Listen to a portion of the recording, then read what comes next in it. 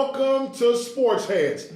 I'm Kevin Cato. I'm joined by Sam Morgan, who's a reporter with Virgin Magazine. We'll also have Cecil Martin joining us from Skype from in America. He's in Tampa Bay, enjoying the sunshine and everything else. But we're going to start off today's NFL show with the AFC East, starting with the New England Patriots. The New England Patriots have their governor, the man in charge, Bill Belichick. Bill Belichick, where do you start?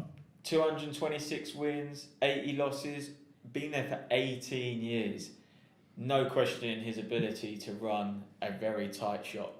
You're talking about running a tight shop. You know, this past week, one of the additions to their team, Stephon Gilmore, got into a little kerfuffle at practice.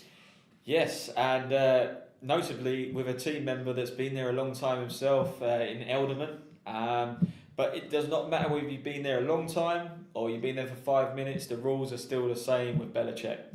Both ejected from practice, every other player respects that, they respected that, and they've just got on with things and they're going to prepare for another Super Bowl potentially. Yeah, another Super Bowl. And you're talking about Super Bowl, what about the MVP of the previous Super Bowl, Tom Brady? 40 years young and still slanging that football. Still going, yes, and 40 years, like you say, 40 years young. Is it a question of if he's going to deliver again? I think it's going to be when he delivers again.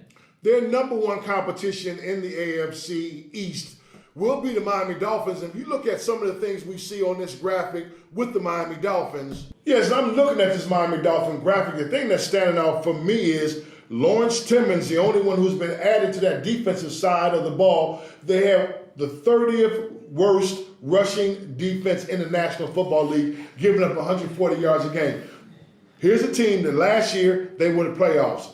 Are they a one-year wonder as far as getting to the playoffs? I think it's going to come down to injuries again. I think if we look at the division, which we're obviously doing today, you'll see that maybe this is still another year they can obviously get through and get to the playoffs again. I think Turnhill, I think with him, it's going to be a question of his arms and his knees. Unfortunately, I did see him hobble off in training in the week. So let's see if he can last. But I think he can carry him through again. What about Jay Ajayi? You know, and you're talking about injuries and problems. What's up with Jay? Ups and downs ever since he's joined the league.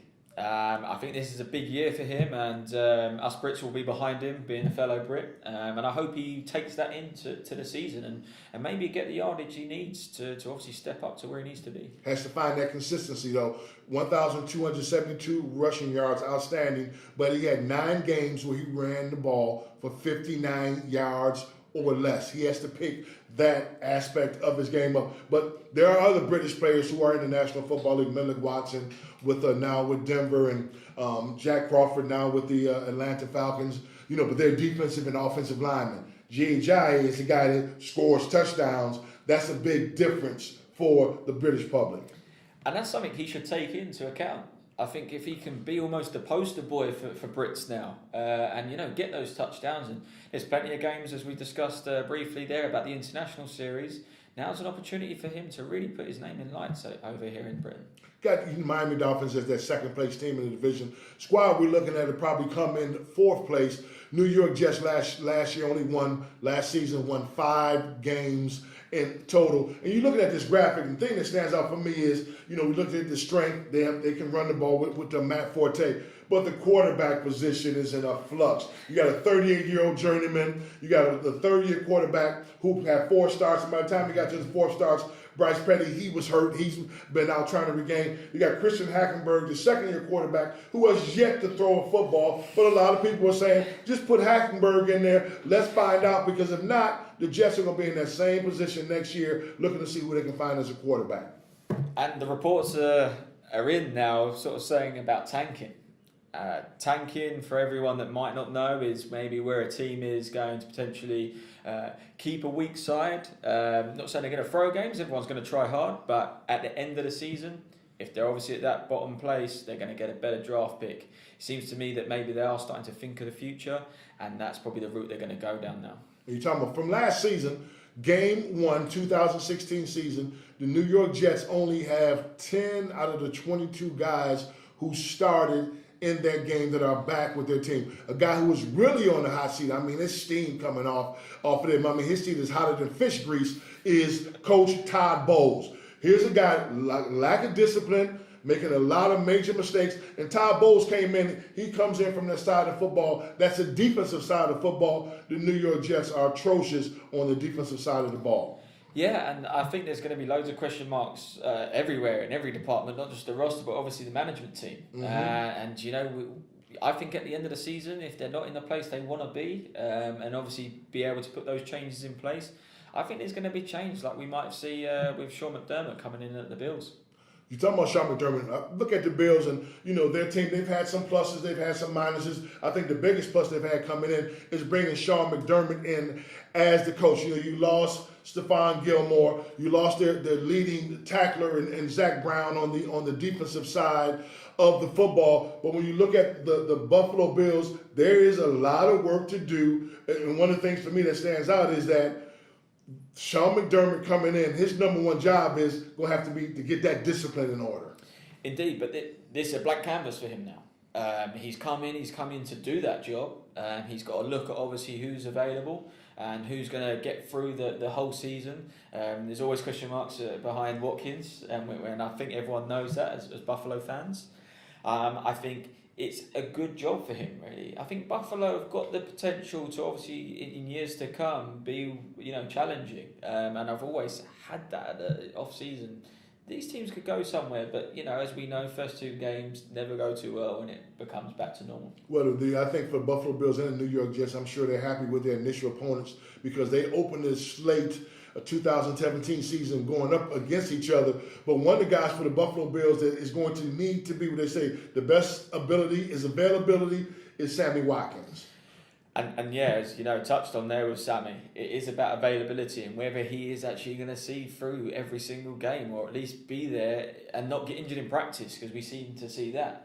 However, if you do get a chance, do check him out from the last week. He's making one-handed catches look very easy, and his ability's never been the question mark. Mm-hmm. It is all about availability, and fingers crossed, because it's always nice to see a player like that in the league. The last section that we want to talk about here is trash talk, and it's all about the AFC East. The AFC least in some people's eyes, but we want to concentrate on the team, the champions of that division, the New England Patriots. And why they are so successful is because they got Mr. Kraft. They got Nick Caserio as the director of player personnel. They got Bill Belichick as a coach. They're all in line with each other. There is no deviation as far as stepping out. They all want the same thing, and they are top-notch at their job. Here's a team that consistently, year in, year out, they are going to make it happen. 13 out of 14 years, they win the AFC East.